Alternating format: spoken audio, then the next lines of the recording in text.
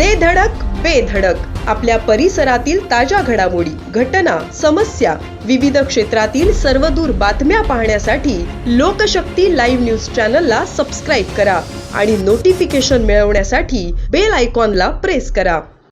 जिल्ह्यात शनिवारी अवकाळी पावसाने जोरदार हजेरी लावत जनजीवन विस्कळीत केले. विशेषतः पाली सुधागड परिसरात अचानक आलेल्या तुफानी वादळी वाऱ्यासह मुसळधार पावसामुळे नागरिकांची मोठी तारांबळ उडाली. दुपारनंतर वातावरणात अचानक बदल होत विजांच्या कडकडाटासह जोरदार पावसाला सुरुवात झाली.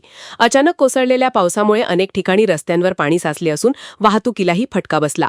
जोरदार वाऱ्यासह झालेल्या पावसामुळे ठिकठिकाणी झाडे कोसळल्याच्या घटना घडल्या. काही भागांमध्ये वीज पुरवठाही खंडित झाल्याची माहिती मिळत आहे.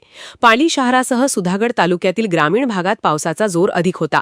बाजारपेठेत नागरिकांची धावपळ उडाली तर शेतकऱ्यांमध्ये चिंतेचं वातावरण निर्माण झाले आहे.